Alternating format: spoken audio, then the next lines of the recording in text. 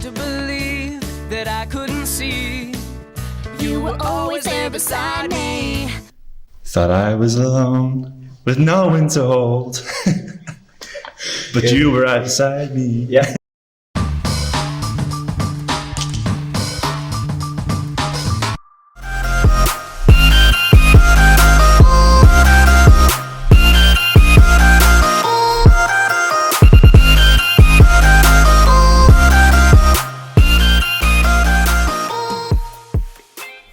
Conor, it's fantastic to have you on. Thanks for coming this evening. Thanks for having us, boys. We'll just start this evening, as we have had in the last two of our podcasts. Just how are you getting on at the minute, Conor, with lockdown and the current sort of COVID situation? Yeah, obviously feeling a lot better now since finding out restrictions were going to lift soon. So I guess it's been a hard couple of months and pretty much a year for a lot of people. So finally seeing the light at the end of the tunnel. So it's exciting. Probably, someone like yourself, you're used to playing team sports always, through obviously football here in Ireland, and we'll touch on it later on over in Australia. How have you adapted to the whole sort of having to do training by yourself thing at the moment? It's hard to stay motivated, especially back home now with colder weather, a bit more rain. So trying to get yourself outside to do a run by yourself. Probably easier when you're doing a run in 30-40 degrees heat. That's it. Yeah, you can go to the beach for a recovery or something like that. So it's a different scenery for me, but it's a different challenge, and it's obviously benefits of being home as well, and having those home comforts. So I guess it's hard motivation, but it's got to be done. And what, dare I say, what's keeping you sane at the minute? Anything you're doing, away from the sport and away from the training? What's Conor Glass at? Coffee. I recently got a coffee machine, so a Sage Barista Express. So I'm trying to perfect that coffee art at the minute. It's frustrating. I'm like a child on Christmas morning. I get up and play with it every morning, trying to perfect that perfect coffee. But I'm slowly getting there. And then at nights, just playing Warzone with the boys. Gets that competitive side. I'm completely new to this. I played a bit of COD when I was younger, but it's a thing now where you have a Twitch account or something. I just see the sort of adverts and that popping up on Facebook. You're playing live. People are watching. People watch you play Xbox. And are you that good? Or what sort of level are you playing Call of Duty at? Look, when I'm not streaming on Twitch, I'd say I'm pretty good. But okay. once I'm streaming, when the cameras come on, I'm not that great. So it's hit and miss. How many people usually tune in? Depends. When I first started streaming, I had I think at the height was 80 people watching at one time. But then other times you might have one person or zero. So it kind of depends on the audience, obviously. Very good. And I take it this is just you and a few friends, and then you join up and people can watch you play. That's it. So esports is massive. I don't know if you follow a lot like that. It's getting big over the last couple of years, especially because of lockdown, because a lot of people are playing Xbox now and getting into that sort of thing. So it's becoming massive. And I guess it's a bit of fun as well. So you can actually watch back. If your mates aren't playing with you, they can watch you as well. So it's a bit of fun as well. Good to watch back on the good things, but maybe not good to watch back on the mistakes you've made. Yeah, there's not many too good things going on at the minute. Yeah. So I'll have to get a few better clips. So that's what Conor Glass is at. He's working very hard at the minute. He's playing Call of Duty and he's drinking a lot of coffee. Okay? Simple as that. Final question, just an introduction here. What are you looking forward to most when, as you're saying yourself, the restrictions and that are hopefully going to lift in the next week or two? What are you most looking forward to? It's hard to go past the cinema. Get out and watch a good film. Hard to beat that. Going to the cinema, going out to get dinner, nice restaurant. And then obviously football side of it, just playing with your mates again and being able to see your mates again. So those are probably the top three things. So Conor, this is our first segment and it's Mastermind, and basically just like the show, you have 1 minute on your chosen topic. Do you want to tell us again what your chosen topic is? This is good. High School Musical. High School Musical. I have to stop here. I just have to understand why this is your mastermind topic. Because obviously, Enda had asked you yesterday and you came back with that, but I was shocked. But obviously, you're a big fan. Massive fan. Yep. Are you not? No, I am. I've watched all three. I am a massive fan. But if I was to say my mastermind topic, I don't know if I'm that confident, but. Obviously you're a huge fan. We'll find out. Yeah, loved through childhood, and actually like through school and stuff. Like, don't like you get the breaks and you computer and you might do a few quizzes or games or something. Yes. Just smacking out High School Musical quizzes. Just I'm loving expecting a high score here. it. Hopefully, I'm talking about a big game. Okay, so 1 minute on the clock. You can pass if you don't know it, and we can even come back to it later if come to that there. But yeah, basically, Paul asked questions. I'll just time it on my watch and I'll shout time. If it comes to the end and Paul's in the middle of the question, you get a chance to finish that there. So, no pressure. Ready to start? Yeah, all good. I'll give you a little countdown. 3, 2, 1, go. On what day or night of the year does Troy meet New Year's Gabriella? Eve. Where is East High School located? Albuquerque, New Mexico. What is Troy's basketball number in the big game? 14. What colours do the Wildcats wear? Red. Name the resort Troy was offered a job in for high school. Lava Springs. When Troy reveals he's in the musical, what does Zeke, the basketball centre, reveal as his? Baking. In High School Musical 2, what college team did Troy play basketball with to get a scholarship? Pass. Kelsey plays which musical instrument? Piano. Who said the line, "This school is more about just young men in baggy shorts flinging balls for touchdowns"? Miss Starvis. What song do Troy and Gabriella sing in the talent show? Breaking Free. What song do Ryan and Sharpay sing at the callbacks? Bop to the Top. During the song Stick to the Status Quo, what group is the guy who plays the cello in? Pass. Who is Troy's best friend and fellow teammate? Chad. What song do Troy and Gabriella sing on New Year's Eve? Time. Can you take us time with this one? Yeah. What song do Troy and Gabriella sing on New Year's Eve? This could be the start of something new. Well done. So I look at that he got 14 questions. You got 14 questions, just checking that there. Pass them too. Right, isn't it?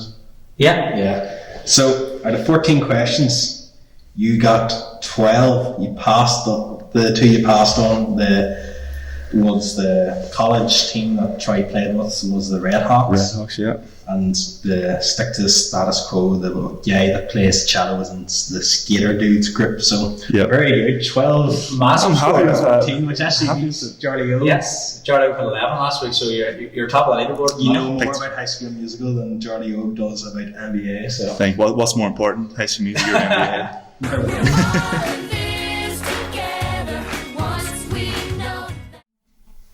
Conor, following on from obviously your mastermind topic, High School Musical, I just thought that we're going to really test your knowledge here.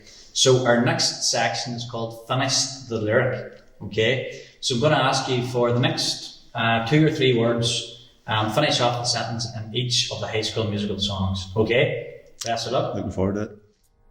You know the world can see us in a way that's Different from who we are. Correct. I thought it was just one word. No. Oh, right. Uh, I don't have a good singer voice there. I'm just saying. I'll say it. It's hard to believe that I couldn't see you were always there beside me. Thought I was alone with no one to hold, but you were right beside me. yeah, correct. Can you feel it building like a wave? The ocean just can't control. Perfect. Move on to our second section of this evening, Conor, and we just wanted to start off because it's a massive topic. In the discussion at the minute of Conor Glass, the fact that you're recently, well, I'm saying recently, you've been home for a number of months now, but from Australia and the AFL. So probably this evening, I just want to go through the process with you, and hopefully you can give us a bit of an insight. So obviously, from my perspective, you were a massive name in minor football, colleges football here. So winning a Hogan as a 4th year obviously massively put you on the scene. Coming through as a minor and Ulster under 21 champion with Glen, and then of course captain and Derry minors to Ulster success. At what stage in this process does it start? Was it a phone call, a message, or how does Conor Glass get on the map for somebody in Australia? So it did happen very early on. So I was 15 at the time. So it was that Hogan success in 2013. That year I was on Muller's Day. I actually remember I was in Malloy's Oakleaf, having food for Muller's Day, and Dad received a phone call from the recruiter at the time, Mark McKenzie. And I didn't have a clue about Australian rules, either did he. And he thought it was a prank call straight off way. But then As you probably would, yeah. As you would. Yeah. But Mark got into more detail of, like we've been watching him for the last couple of months. We're very interested. We'll actually be in Ireland in the following weeks. So we'd love to meet up in the Glenavon Hotel.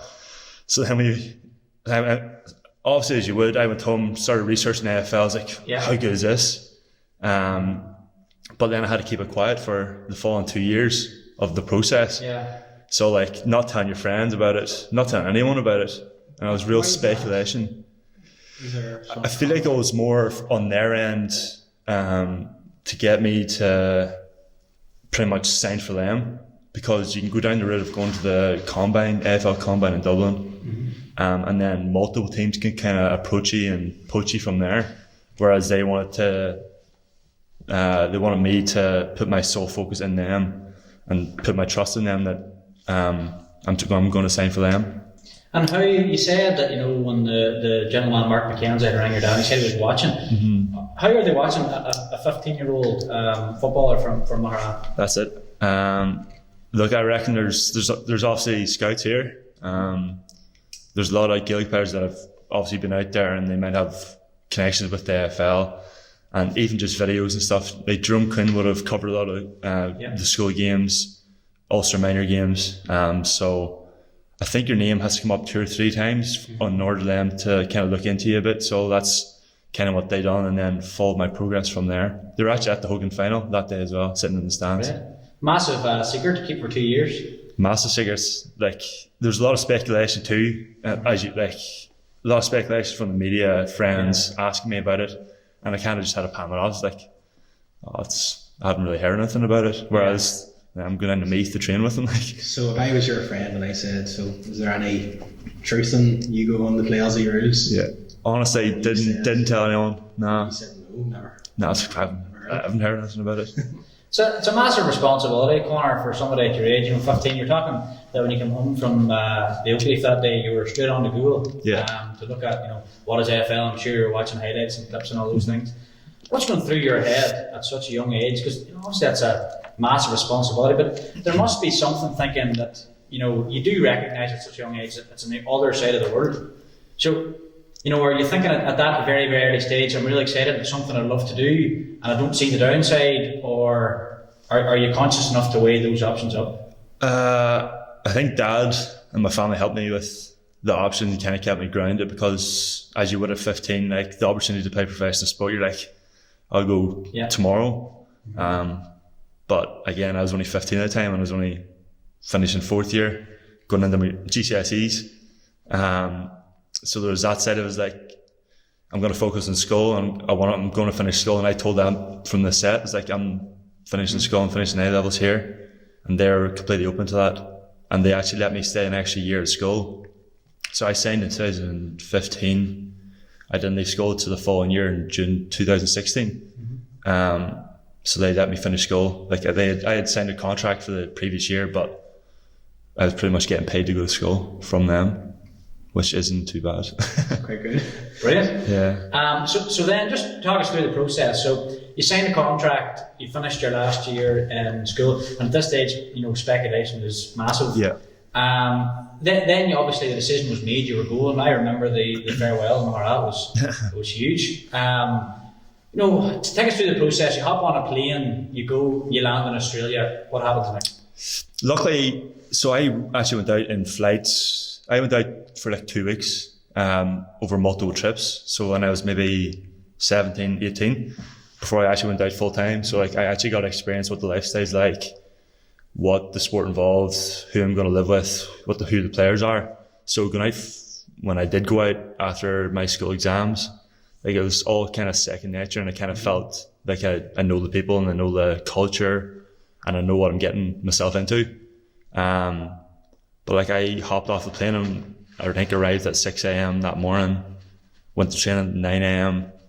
Obviously didn't do a heat, but literally straight into it, and I got off the plane and it was 30 degrees. I'm like, oh shit, this is just a normal day. So what was that like, going from obviously the weather here to not only living in that sort of heat, but exhausting yourself in a professional level sport. As you can imagine, like, I also don't react well to hater. I'm as red as they get. So, look, it was difficult at the time, and you kind of acclimatise it a bit. And I was lucky enough just to wear the bucket hat, chuck some zinc and leather myself in sun cream, and out you go.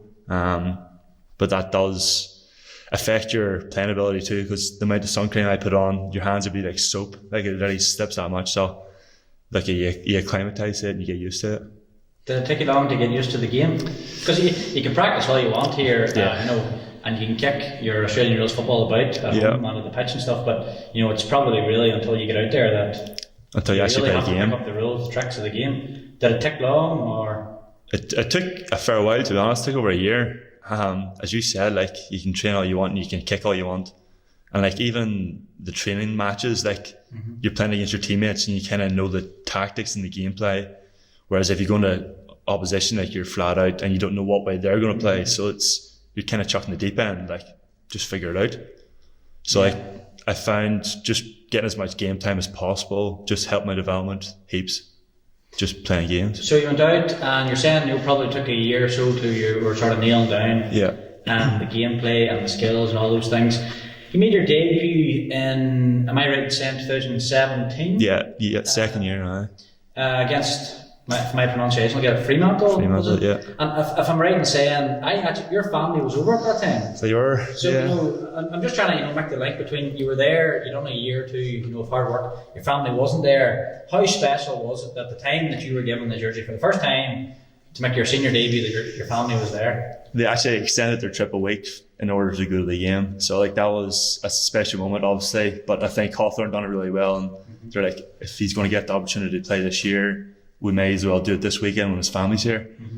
And I was actually in Perth as well, where my cousin Marty McKenna lived as well. So like, he had his girlfriend over there, and a lot of Irish. There's a big Irish contingent over there as well. So like, it was made extra special having them there and going out to an Irish pub after the game as well to celebrate. So it's hard to beat. Like a mini home away from home then. That's exactly what it was. Did that make it easier? Was there times that you did suffer from homesickness? Obviously that sort of 2 or 3 week break made it extra special, but I'm talking about the 2 years before that, and maybe time after that.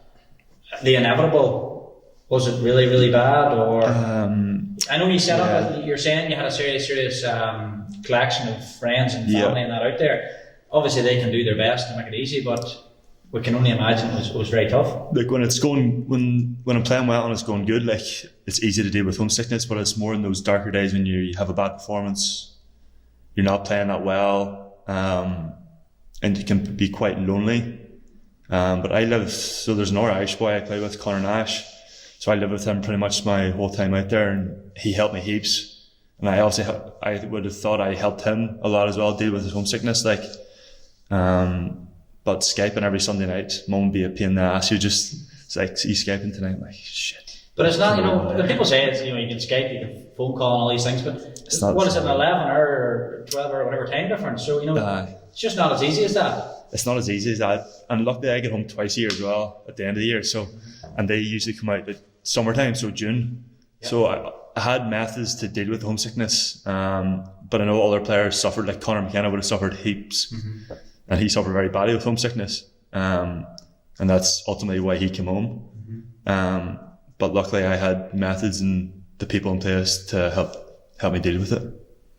You're probably expected, and I know you're saying you have people not to look after you and help, you're probably expected to mature very quickly, from this 15, 16, 17 year old with the sort of weight and expectation on their shoulder, and then next thing you're living halfway across the world, away from his family and all these things, and the expectations continue to rise. Do you feel that you had to mature very quickly, or were you just in that sort of environment that you were, led to do your own thing, but you were very well looked after? I feel like I had to mature very, very quickly, yeah. And even my friends, we were actually speaking about that last week. It's like, you've actually changed so much since you left. I'm like, I kind of had to. Like, I left at 18. Yeah. And it's not as if I left at 18 to go on holidays. Like, left at 18 to go into a professional setup, which had even stricter things, like, in life, in general life, than normal people would. So, like, the kind of environment I went into made me grow up, and I'm actually grateful for it did, because I feel like I'm yes, I grew as an athlete, but like I feel like I'm a better person from what I was obviously 5 years ago. So you went, achieved, huge success. VFL, making your senior debut, your appearances, ringing in my head that tackle you made just in front of the goals. Yeah. But I'm going to say, what made the decision to come home? What plays in your mind, or was it something that was going for a while, or was it I just need to go now? Or talk us through that. Yeah, you don't want to know how many times I've actually heard that question, like, why did you actually come home? And I actually probably changed my answer like every time, or is it just a different way of saying it? But ultimately it was like, so COVID kind of played a part. So I'll just fill you in with, so the AFL list sizes were getting taken down by, we didn't know, it's either 1 or it could be 10. We didn't know. Squad sizes because of COVID, because the industry got hit so hard, they had to cut players list sizes because of costs, they had to cut the salary caps. So like the people that were trying to get a new contract for that year were like on the fringe because they didn't know what the salary cap was going to be. Yeah. And I was kind of on that fringe, and like I was in and out of the team, and I had an open conversation probably around the second last round of the year, so it would have been end of July, August. Sat down with the head coach, Alistair Clarkson, and general manager at the time, and then our player welfare guy.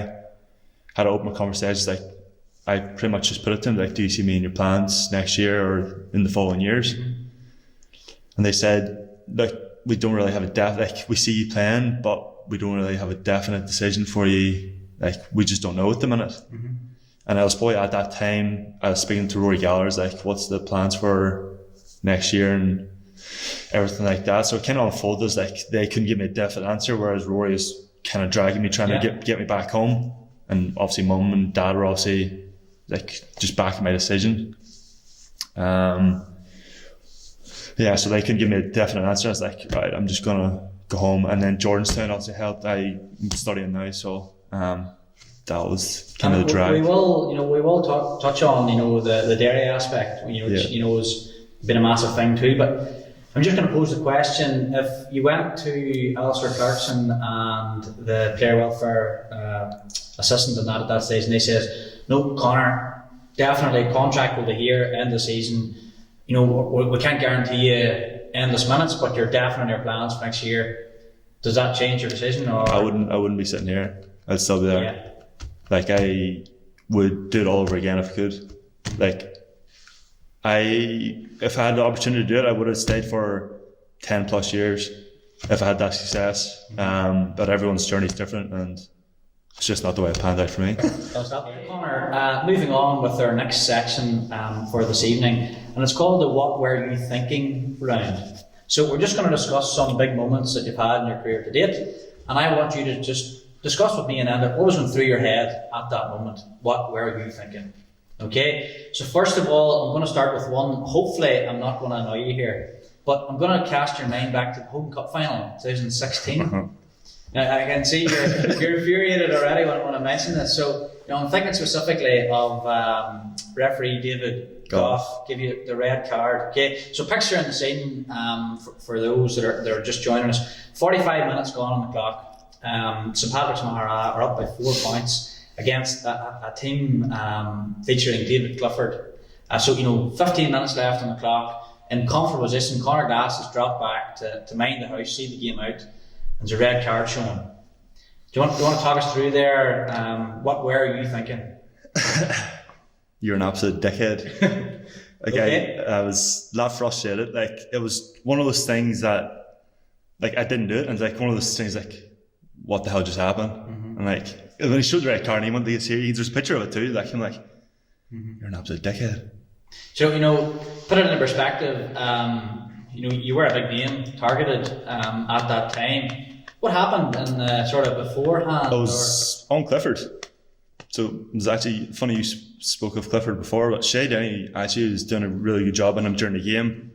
And Shay was in the scuffle with him, and I kind of went over to separate it and hit him a shoulder. And honestly, like, it happens 100 times in a game. So it's simple shoulder to shoulder. Sitting shoulder to shoulder, and it was the goal umpire had seen it. then he also called David Goff down and told him what he saw, but he was 80 yards from the ball. So he reported it as a strike. Okay. So then David Goff makes the call, red card shown, and not to remind anybody what happens, I'm a huge obviously Scottish Mahara man myself. David Clifford then decided that he was going to turn up a level. Yeah. And scored 2 world class goals, and the rest is history, unfortunately. Did it leave a taint or a bit of a foul mark on what was a hugely successful school career? Yeah, that was until that Derry games I've played when I came back from Australia, that was my last game before leaving to Oz. So to finish the school career on that, I'm could not have been any worse. I'm just going to put it in perspective. 3 McCrory's, third Hogan Cup final. Beaten 2. Beaten 2, that being the second. Yeah. So it's not as if which it was your last year, and which was huge, but you had a massive career until that, and it was the pinnacle sort of. You're with your own school year and your own group. And you had to go back to school after that. And obviously, as you said, you finished out your A levels before you went to Oz. Was that difficult going back to school? Obviously, Spanish Mahara people were all on your side, but was there anything sort of feeling in you that this is embarrassing, or obviously you felt ashamed, and you felt that, because I was the captain at the time too, and I felt that shit. You can see it in my expression after the game. There's a picture of me it was in the back of the newspaper of me in tears. I'm I kind of caught it the perfect instance of how I felt at that time. And obviously you're walking into school the week after and you're I feel shit and this is shit. Did they rally around you, or they helped me? Did you feel you were isolated a bit? They didn't really chat about it, and that was probably the best thing. The worst thing you would have wanted was how are you feeling now about it, and just don't want to talk about it. So that's one thing after a shit game or a bad performance, kind of just want to forget about it and move on. And I know that there was a bit of a campaign after, to clear your name, because obviously, anybody that was there that day saw what happened. Yeah. Did anything ever come of it, or? So yeah, as you said, we went down to Crook Park to appeal it, more so to prove David Goff and his family and his umpires wrong, more than anything. But got Seamus Denny and stuff down to kind of speak on my behalf and tell me the sort of character I am. And Crook Park said they had no cameras and no vision of it, which is pretty stupid to hear with that whole stadium. Yeah. So that's what came from. Nothing came from it. David Clifford actually said he'd speak on my behalf and tell him what happened. He pulled out the week of the hearing as well. So very tough times. Obviously, massive success after that. We'll go on to our next one. So, on the same sort of aspect, playing for St Patrick's Mahara, you played in the Hogan Cup final. Okay, so I'm talking the biggest game in colleges football here in Ireland as a 4th year. Okay, so and on that same note, you were playing in when an Ulster Under 21 final, I make it as a 17-year-old. How did you stay grounded in all of this? Marking players, that were 4 years older than you, and had that physical advantage, that maturity level and stuff. How do you stay grounded, or was it just, I have a job to do and I'm going to go and do it? Simple as that. I didn't really read too much into all the age brackets and all that sort of stuff. I kind of felt like I was good enough to play at that level, and if it's a person that's 5 years older than me, then so be it. I was going to go out and beat them in the day, and that was kind of the thought process I had of it. Must have had serious confidence within and your own ability. Yeah, that's what's put me in good stead, is having that confidence. If it doesn't work, then just get back at it the week after. But thankfully enough, both of us played in very good teams, so having the good teammates around you as well, that obviously played a big part in it, because it's not as if I helped the team to the hope of success. I was just a small part of what that team was. A cog in a very successful machine. I remember watching it that day on TV and I think it was my brother that actually said that boy's 4th year. He's not. The semi-final, the Hogan semi-final, I scored 2 goals. I'm what the hell just happened? Yeah. Probably shouldn't mention that. 2 goals in the Hogan semi-final, and then, your name obviously escalated after that. Not that it wasn't already huge at that stage beforehand. So specifically on that moment, how did you keep the feet on the ground between that semi-final and that final? To be honest, I think it was just get training, and not actually pay too much of the external. If you can read into the news and media and stuff, it's a slippery slope if you start reading into that stuff and you kind of think you're bigger than what are you actually doing. So just getting back into it, and luckily I was still in school, so I was just an already at school, I was going and finishing my homework, doing exams and stuff like that, so it kind of helps it a bit. Brilliant. And and we will touch on it again, but you're obviously a massive Derry man. I don't think you would shy away from saying that it's always been an ambition to play for Derry. Yep. What went through your head, or what were you thinking when you captained Derry to minor success? Just pure elation. This is just before you went to. That might have been the year before. Okay. The year before. Just pure elation. That whole minor campaign was just unbelievable.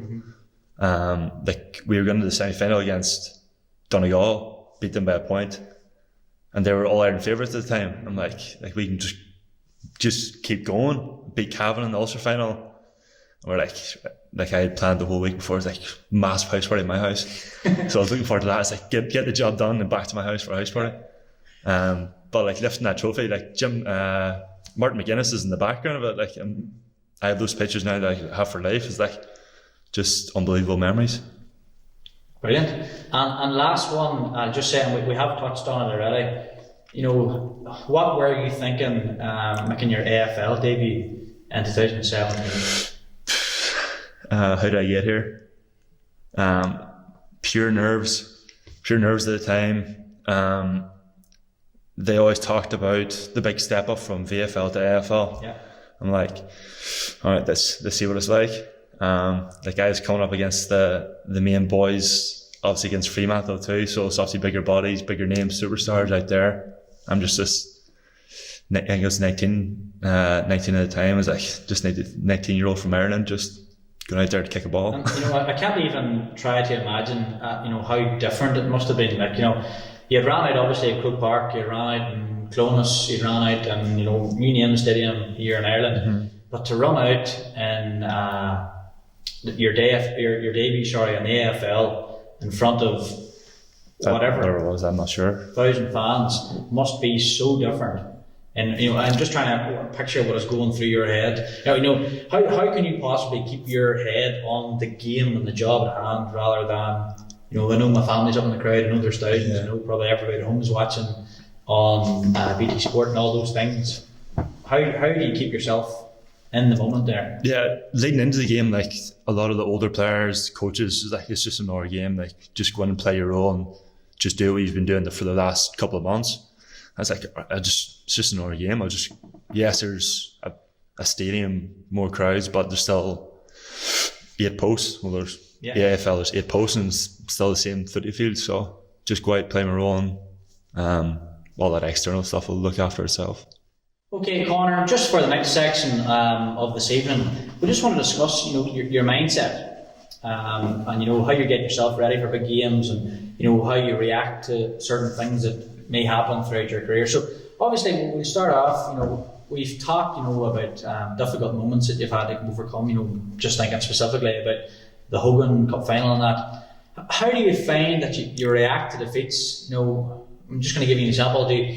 Are you this sort of person that wakes up on a Monday morning and says yesterday's over and attack the day today, or does it really bite at you for the next couple of days or so? In my younger days, and probably until I went out to Australia, I was more just I forget about it in the morning and just move on. But probably the last 5 years, partly because it's a professional sport, there's more in the line.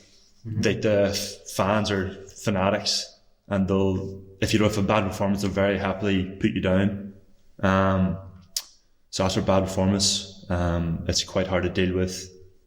Overcoming that and kind of moving on from it. Do you use it as fuel? For example, if say for example you lost a game, I'm only thinking if you're in the AFL, because obviously you're on a huge stage, social media and all those things, you have trolls. Is that giving you that extra bit of motivation, or is it I just try to close all those doors and I know something to do. Yeah, I fell into a trap. It's maybe 2 years ago. After a bad performance, I went on to that. There's like a platform like the fans discuss the game and discuss players. Well, it'd be Twitter too and Instagram. Like they were just fucking. I'm sorry, can you curse in this? Probably not.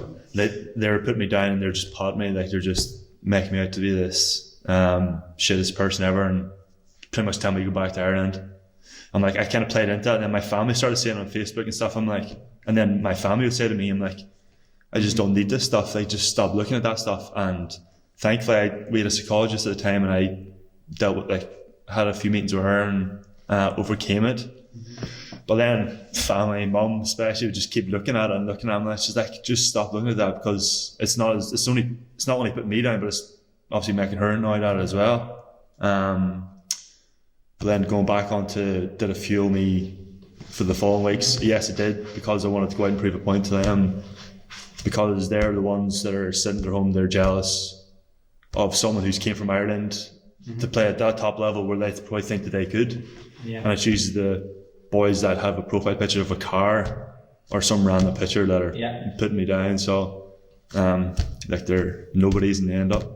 Probably an aspect, that we don't talk about near enough. It's easy probably for us looking at the other side of the world, and we just think it's as easy as you have a good game, you have a bad game, but we don't think of the sort of repercussion that yourself may be going through at that time. And it's obviously very, very easy to tick the plaudits. If you had a good game, to go on and you can scroll through the messages and stuff like that. Yeah. But it's as easy to go on after a bad game and you can go down that rabbit hole, as you said. Yeah.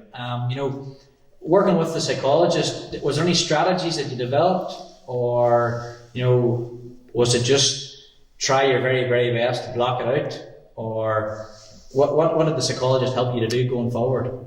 Well, post game blocking, as you said, like if you do play good, like it's obviously good to read good stuff about you, but as just blocking all that stuff out, whether it be social media, that platform I was talking about, even good or bad performance, just don't read it. That also helped heaps. But then mid-game, like you obviously, you probably have experienced it too. Once you make a mistake, you might feel a little bit down and you can kind of make another mistake and then another, and you quickly spiral down. But coming up with a method, like after the first mistake, try to move on from it. And like I use the point of looking both my feet and then both goalposts. It's like just to reset my mind. It's like, right, I'll forget about it, I'll move on from then. So like using those like different methods, there's heaps of different methods, breathing methods, everything like that. I used to write like a wee thing around my wrist, like a bit of tape, and then just a few letters. I can't remember what the letters were. They stood for something. I was trying to wonder, you see this on TV, and I was trying to wonder what's on the wrist. Well, it's obviously something special to you. Yeah. But just I was trying to wonder, what was that for, or was it, But obviously, that was strategy that worked for you. Looking at the feet, looking at the posts. Yeah. It's things that you had associated with resetting and getting ready and starting to go again. Yeah. Probably if you didn't have those things, as you said yourself, you can spiral on and continue to make mistakes, and before you know it, 60 minutes is gone and you're not in the game. Yeah. And like, I feel like a good thing too is trying to, if you're not impacting the game by yourself, try to help your teammates out, try to get them involved into the game, and even just speak to the teammates as well. Like if you're speaking to them, you're kind of involved in somewhat in the game. So like just speaking up rather than just going internal and just like how bad I feel and that sort of stuff. So like there's plenty of different methods out there, and it's kind of just trial and error for what suits you. Okay, Conor, so we're going to go to our next segment for this evening, and it's a quick fire round. So we've got a series of questions here, and I just want to, what's fresh in your mind, what's coming to your head when I think of these questions. Yep. So first off, we'll start with toughest opponent. Now, when I say toughest opponent, I'm going to ask you to think about a team and an individual. And it can be AFL or it can be GAA based. I'll do both. Do both. Perfect. You probably won't know the AFL ones anyway. So, okay. GAA toughest opponent would be Thomas Galligan. I would have played him against Southern Yale in that minor, and even through school as well. It's just kind of all rounder. Toughest team would probably be Cork na Divna. I think it was the 2014 Hogan final. They were just like we were probably winning the first half, but then they just crawled it back, and all of a sudden they were just 2 or 3 points ahead of us, and like we just couldn't crawl it back. They had that Mark O'Connor and Obviously the Sullivans and O'Shea's playing on that team, so that'd be the toughest team from my memory. What about the AFL? AFL, it's hard to go past Richmond. Richmond, at the minute, they've won 2 of the past 3 AFL premierships, and they're just like a well-driven team. Like you can't beat them. Toughest opponent would be Dusty Martin, who plays for Richmond. So put it in perspective, is it just like GAA, as you're saying, Thomas Callaghan, which you would have been paired one-on-one to Mark probably, yeah, or vice versa? Is it the same in AFL? Or? No, AFL is very different, like, because it depends the system you play. So like, we played a system like it was more zonal marking. You might pick up whoever. Yeah. But he would have probably been in your zone. He was in my zone, that midfield direction. But if you get a chance to watch some of his clips, they're absolutely ridiculous. Gonna have to go and watch this night. Watch it. He is covered in tattoos. He has a mohawk. He's just an absolute elite player. Like, he's just an absolute jet. Brilliant. Favourite place to play? Croke I can Park. ask GAA and Croke Park. Croke Park. Okay, you were very quick on that one. What a game's Glen. At this stage, John J. McKenna is so annoyed at the groundsman in Glen, but no one give it a secret man or a special mention there. Absolutely. Is there anywhere that you would say is your least favourite place to play? Jeez. Least favourite. I'm saying I think it's some shocking grounds. I do the Owen Beg out in front of the change rooms, like the old training ground. It used to be like the old pitch. The old pitch, it's absolutely terrible. It's just that up and down. Yeah. Potholes everywhere. How are you trying to get yourself motivated to go out and play? Yeah, it's usually raining sideways up there, and like, it's just absolutely terrible. This is taking a different aspect. Any sort of drill in football training that you hate? You know, somebody goes and sets out the cones. What's your least favourite drill? Hand passing just straight across. Yeah, probably something that you do. You know, we're under 14s for the warm up. Mm-hmm. Yeah, and also do the tackling squares. Forward, 2 boys in the middle, get the ball in one corner and get it to the other. It's absolutely terrible. Yeah, like, I have nightmares about that. The legs just go to the end of that one. Yeah, it's a defender's dream, that sort of stuff. I think people actually call it, because when I was in uni, people used to call it pressure cookers or something. Pressure cooker? Pressure cookers. You know, it must be a big thing in other counties, but I've definitely not heard of it. Mm-hmm. What's the pre-match meal? Well, this can go on for another 5 minutes here. I have pretty much a 30-hour ritual before a game. Set ritual, yeah. You want to talk us through that? I'll talk you through the exact meals, yep. So the morning, the day before, just cereal, so special care Weetabix. For lunch, after, I usually go to the gym or something like that, and after that would go for like a chicken sandwich, soy latte, slice of banana bread for lunch. Might have a few snacks, and then spaghetti bolognese for dinner, then a hot chocolate that night. Morning of the game, I have soy latte, 2 slices of toast with peanut butter and jam, a banana, and then a Subway 2 hours before a game, and then another banana before the game, and then maybe a few jellies, like sweets and stuff. So. And if you get knocked off that routine, does it play any percentage? The actual, probably, yeah, it actually does, yeah. Thinking about it. Closing down stuff. I'm like, I'll try to make my own sandwich or something like that. But I think the main thing is like going for a walk or getting a coffee or something like that. That'd be the main thing. But like substituting spaghetti bolognese for like a chicken curry at the end of the day wouldn't drive me mad. Any superstitions you have? You know, we've heard of people, putting on the right sock first, left glove, or any superstitions at all? Gotten better with it over the years. Still, before I leave the house, the game still bless myself with holy water.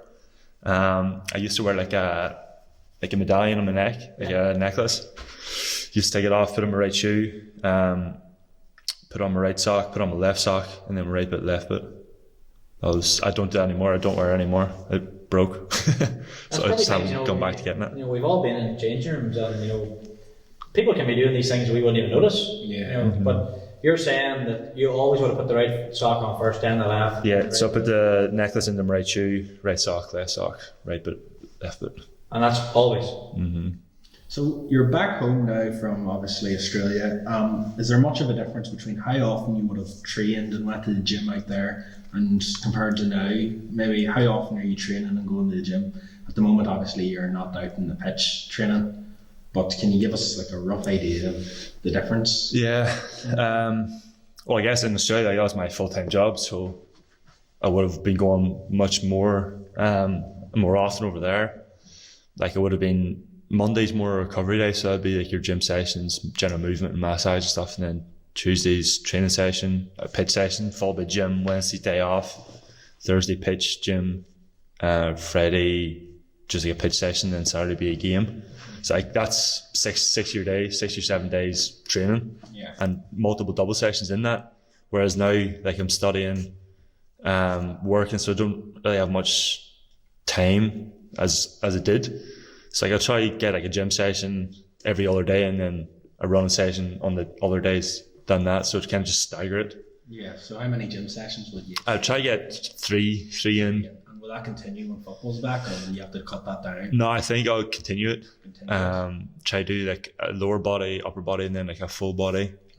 Are you a exercises. morning gym person or not? Or are they... Morning, get it done in the morning. Yeah, I feel like if I don't do it in the morning, the longer the day's on, I'm just not going to do it. It's just to lose motivation to do it. I don't know about you, do you the same? Yeah, it comes the evening, just like, do it tomorrow. Yeah, you just delay it.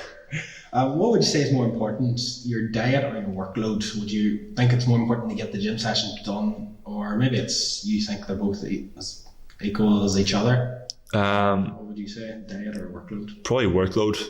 I guess diet obviously plays a massive part, and like, you wouldn't put bad fuel into a Ferrari. So like, you've got to fuel yourself right, but at the end of the day, if you're putting in the work and have an average diet, like, your workload's more important. But like, if your diet's shocking, you're drinking every night, it doesn't matter how hard you're going to train, like, you're always going to break down. Yeah. So I think workload.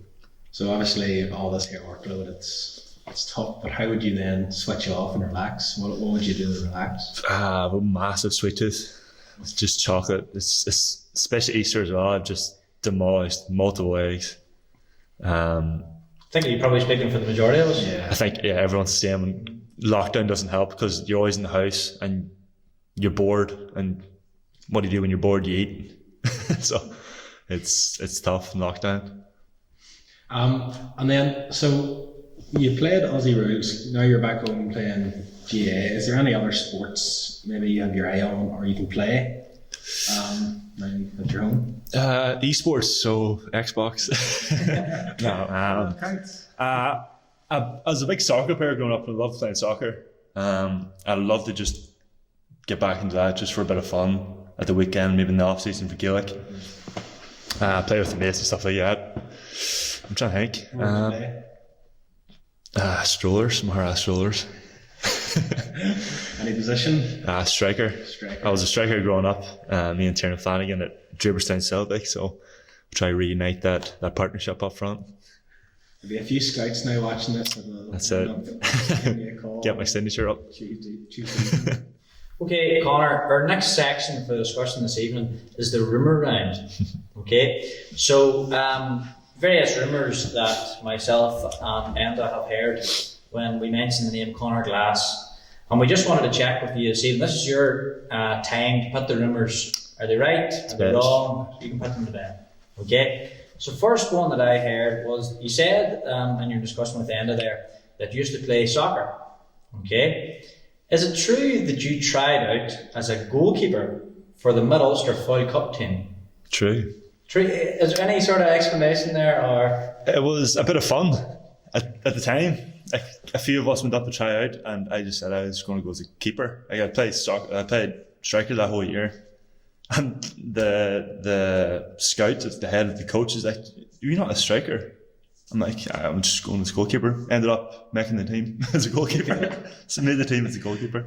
I didn't go but I made the team. I was like, I was up here taking the piss. Very good. Another one was, interesting you said about other sports that you were familiar with. One that you didn't mention was tennis. Is it true that when you were younger you were a massive fan of tennis and you were part of a group called Triple T or TTT? Mockmore Rovers. Mockmore Rovers? Yeah. Oh, what was the Triple T or? Triple T. I'm trying to think who the Triple T were. Oh, the tremendous tennis trio. Right. It was me, Danny Talon, and I think it was Cahir McCabe. at the time. What sort of level of tennis were we playing here? Oh, like Wimbledon standard, like top tier tennis. Court? Right there somewhere? It was like a stone. I'm actually, it's not a qualified court. Yeah. It's not regulation. We had the branches and a bit of rope going across the top. Brilliant. But as you've probably done, you two have probably done it as well, it was during Wimbledon. So like you get this urge to play tennis, and we've played to a good standard. Brilliant. Next one that I believe in an underage game, you walked off the pitch after you fell out with the manager. Multiple occasions. Okay. Yep. Eamon Higgins was the manager at the time, and he put me down to the D team after that as well. And I remember taking off my gloves, throwing them on the ground, jumping on them, just taking a wee pissy fit like. Yes. And then the second one was under 14 or under 16. It was Fergal Doherty was the manager. Fergal Doherty. Fergal McCusker, sorry. And we were doing tackling drill, I think, in the corner. And was it training? A training. Okay. And I think he was just trying to get me reffed up or something, or it just wasn't going my way. And I took a huff and walked off and went and sat in the stands. So, pardon the pun, and in the nicest way possible, you had a little bit of a red head then from a young age. I definitely did. And you must have done well probably as a professional athlete to curb that, or I don't know how I've done it. I don't know when it shifted, because I was just such a hothead growing up. And Mum says that too. Is like I was the worst child ever. I was just on top of everything. I was just causing chaos around the house, and I am. You were probably more targeted too now. As you grew up, you got more and more targeted on the field. I think you got digs and all that. I think so. I was a lot bigger than the usual kids my size too. Like so, as you said, I would get targeted too. probably an easy target. Easy targets, picking the red-haired kid.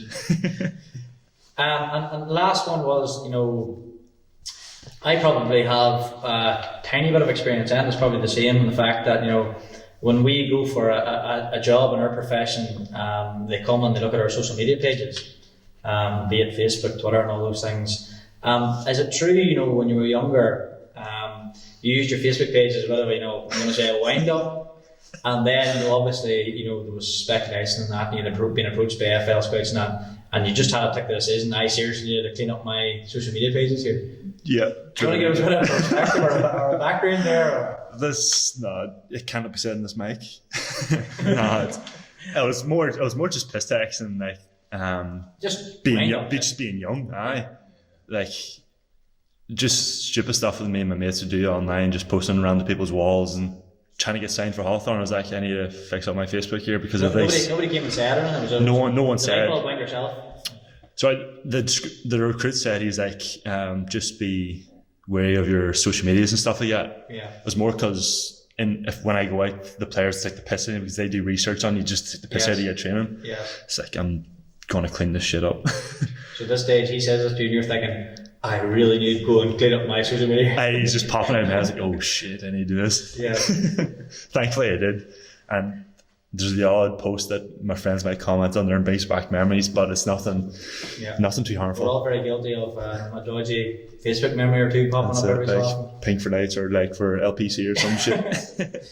So probably the 5 rumours or so that we've talked about here, Conor, you've classified as all being true. Mm-hmm. Okay. I'm just going to give you this chance and the floor yourself. Is there anything that you've heard at various stages throughout either your Gaelic football career to date or at any times you were in Australia, any rumours that you heard went around and you just want to say stone cold now that is blatantly false? That's a tough question. Probably you heard somebody probably they were that false that you forgot about them at the time. That is a tough question. Probably I just no word that come out of. Well, we all know obviously over the course of probably the last 2 seasons you were rumoured to be lying in bed in Maharad. Yeah, that sort of stuff. Again, we're preparing for a championship final. I heard that. Yeah, and to be honest, I helped with that rumour as well. I think I put up a Snapchat or something, or it might have been an Instagram story or something like that, saying that I was at home. And maybe you were in Australia? I was in Australia. I got Mum to take a picture of my fireplace or outside or something. So it's just to take the piss with it. But I went to that championship final Thinking that he was going to be there. Yeah, I was saying like Conor Glass going to come on. I don't think he's probably was not, but he's going to probably come on and sort of waiting match program. He's down here and probably get a higher up number. Maybe he didn't get him in time. I was thinking, well, that's just the way to get Mark Felt's not thinking about it or he's not the match program. But I was like, just waiting for the ball's thrown up. Why haven't they brought Conor Glass on yet? Okay, Conor, so you're back and you're settled in Mara, and we know last year you made your senior debut for Derry. How did you feel making your debut and return to Ireland? Obviously, it was very surreal in the fact that you were playing in the current circumstances with no fans and that. How was it for you? It was a bit of a cameo, to be honest. I was very rushed into like the whole setup and. Because you were back very shortly before that. I think I was only home maybe a week before when I started training with him. Obviously got the COVID test and everything, that was all clear, so I was actually allowed to train with him. And then Rory Gallagher, I spent the weekend after. Rory Gallagher was like, do you want to play this weekend? I was like, no, I won't play this weekend, I'll take a week off, like I'll just see what the game's like. Half time came and Rory Gallagher was like, you ready to go on? I'm like, I said I'm not playing, but alright. So that was when I came on against Longford. So it was a good experience to come off and make my debut, and then playing Armagh, it didn't go the way we wanted to, but having a pre-season behind me now and like doing stuff myself and getting out and kicking the ball, getting used to it and feeling fit now, so I'm ready to attack the season.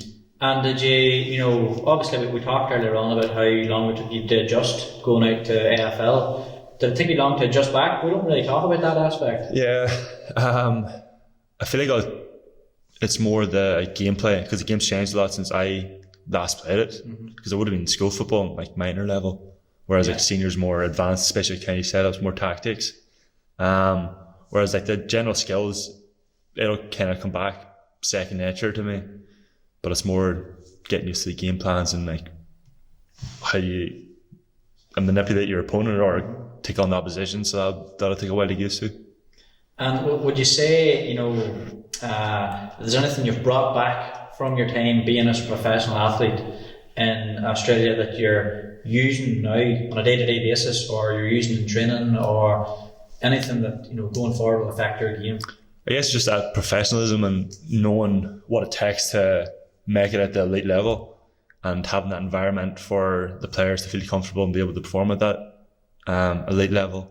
I guess if COVID wasn't here, I would have had a full season, pre-season behind me with the team, and would have went through game plans and that sort of stuff, but we weren't able to do that, so we were doing it over the Zoom calls and stuff like that, but it's a bit different. So hopefully when we get back training, I can help some younger boys through like development, doing extra touch, extra skills work, and then just passing them on my experiences of being a professional footballer, and I guess help the managers as well, I guess, with game planning.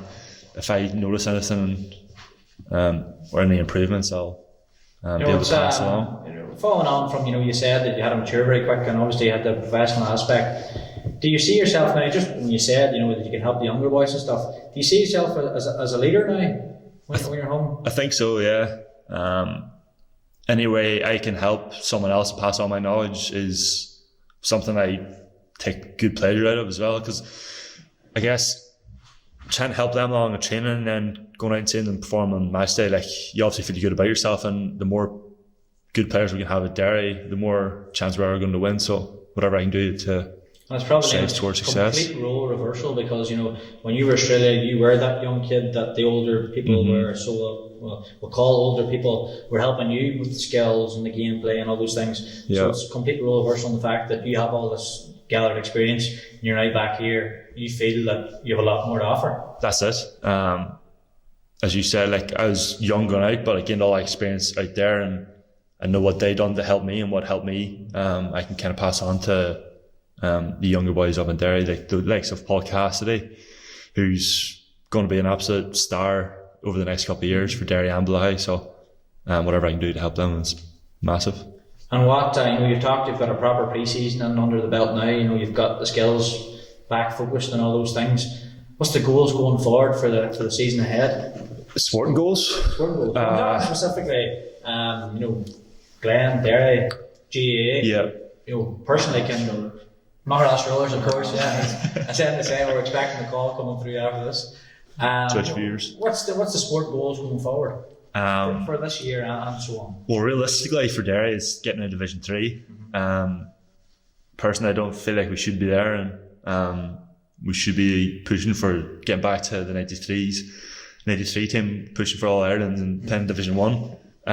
With the team we have now, I feel like we can do that. So getting out of Division 3 and pushing for Ulsters is something we plan to do in the next couple of years, because we have a quite young team, so it's quite exciting. And then obviously with Glenn trying to get that first John McLaughlin. Many people say that we should have won one by now. So we have a good backroom team then now, good coach. So it should be an exciting year for Derry and Glen, hopefully. Am I sticking a bet on for Glen to win the championship this year? Look, if you want to win some money, yep. So what's the personal goals then? Maybe sport or maybe away from sport. What's your own personal goals? I like to stay active, and I love business side, and I want to open up my own business, and I also have a massive passion for coffee.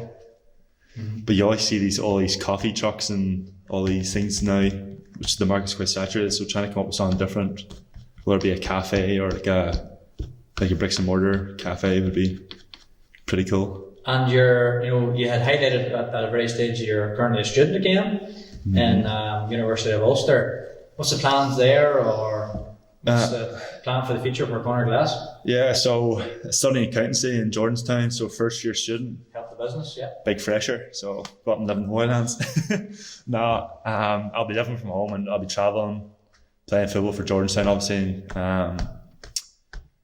studying accountancy. Hopefully go on to do a master's there and kind of see what the future holds in that industry. But hopefully I get my coffee shop up and running and kind of go on from there. That's down the line. Brilliant. Make sure to visit.